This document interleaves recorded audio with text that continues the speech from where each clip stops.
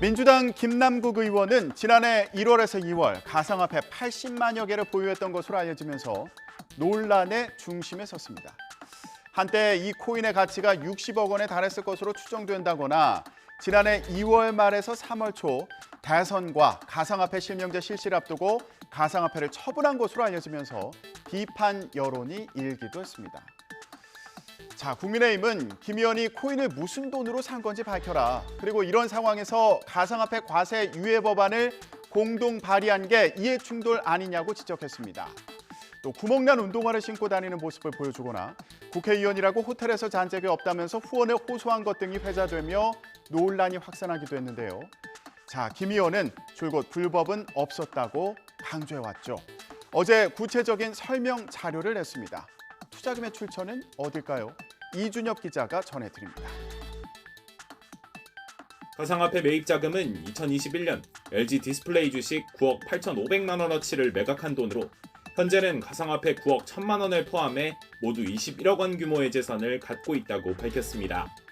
자금 출처 투명하게 전부 다 제가 투자해서 주식을 매매한 대금으로 했고요. 계좌 이체한 거래 내역을 포함해서 가상화폐를 포함한 모든 것들이 다 제 돈으로만 있습니다. 부유한데도 서민 코스프레를 한 것 아니냐는 일각의 지적엔 한결같이 검소하게 살아왔다며 부당한 말이라고 반박했습니다.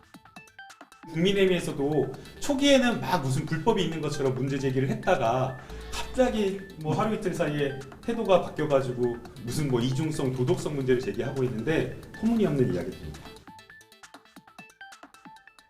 그런데 2021년 말 기준으로 공개되는 2022년 재산 내역을 보면 증권은 9억 4천만 원 줄고 또 예금 같은 경우에는 9억 7천만 원 늘었는데요. 자, 국민의힘은 이 부분을 다시 한번 지적했습니다.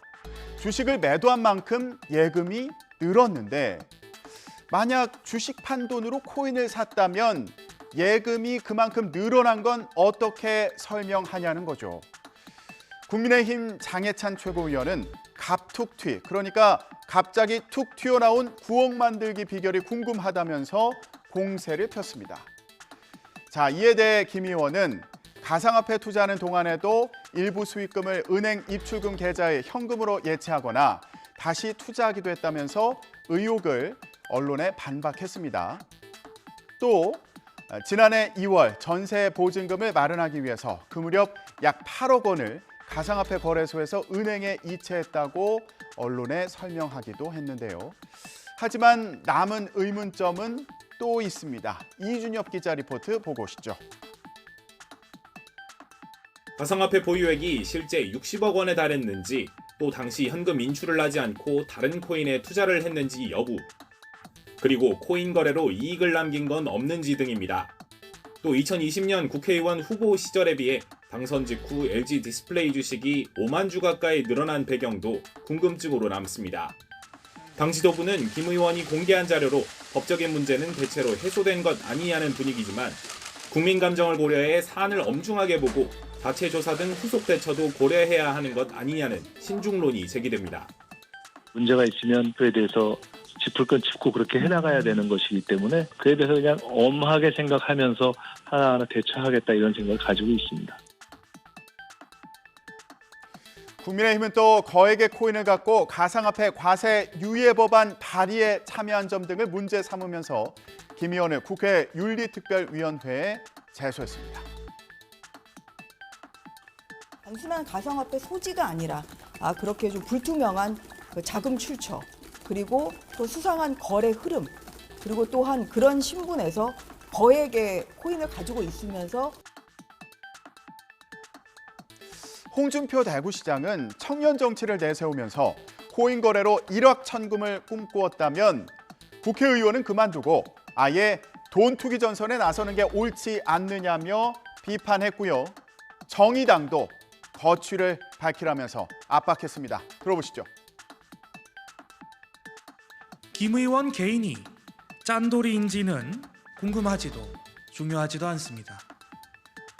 위법이 아니라는 해명은 허술한 법망을 빠져나갈 방법을 누구보다 잘 알고 있을 국회의원에게 기대하는 말이 아닙니다. 국민들은 김 의원이 공직 수행 중 주식보다 훨씬 불투명한 가상화폐를 활용하여 어떻게 재산 증식에 이용했는지를 묻고 있습니다. 공직자의 윤리를 지킨 것인지를 묻고 있습니다. 국민권익위원회도 김 의원이 암호화폐 과세 유예 법안 발의에 참여한 것이 이해충돌에 해당하는지 살펴보고 있는데요. 검찰 수사도 진행되는 만큼 결과에 따라 민주당의 돈봉투 의혹에 이은 또 다른 대형 악재가 될 가능성도 제기되고 있습니다. 국민의힘은 각종 발언 논란을 빚은 김재원, 태영호 최고위원에 대한 징계 여부가 관심이었죠. 내년 총선에 당 공천을 받아 출마하는 게 사실상 어려워지는 당원권 1년 정지 등 중징계가 내려질 거란 전망이 많았는데요. 당 윤리위원회는 밤 늦은 시간까지 두 최고위원에 대한 징계 여부를 논의했지만 결론을 내지 못했습니다. 징계 수위는 오는 10일 결정할 예정입니다. 나행 기자 리포트 보고 오시죠. 이틀 정도 시간을 갖기로 그렇게 결정을 했습니다. 그래서 5월 10일 수요일 저녁 6시에 제4차 회의를 개최해서 그날 징계 수위를 결정하는 것으로 5.18 광주 민주화운동, 제주 4.3 관련 입단 설화와 대통령실의 공천 개입 논란을 부른 공천 녹취 유출 등이 당을 어렵게 만든 건 분명하다고 보고 징계 자체는 기정사실로 했다는 해석이 나왔습니다.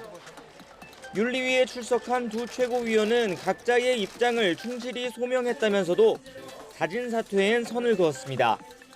자진 사퇴 여부에 대한 이야기를 어느 누구한테도 들어본 적이 없습니다. 제가 자진 사퇴의 입장이었다면 여기에 윤리에 오기 전에 밝혔을 것이겠죠.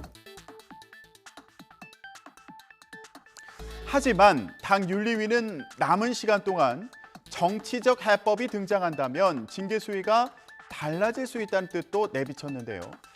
두 최고위원에게 자진 사퇴, 그러니까 스스로 최고위원직에서 물러날 기회를 준 거 아니냐는 해석이 나오고 있습니다. 나행 기자 리포트 이어서 보고 오시죠. 만약에 그런 어떤 정치적인 해법이 등장한다면 거기에 따른 징계 수위는 여러분이 예상하는 바와 같을 겁니다. 자진 사퇴 없이 당원권 정지 같은 중징계가 내려질 경우 최고위원 자리는 공석이 돼 지도부 운영에 차질이 불가피한 만큼 서로 출구를 찾을 시간을 갖자는 뜻으로도 읽힙니다.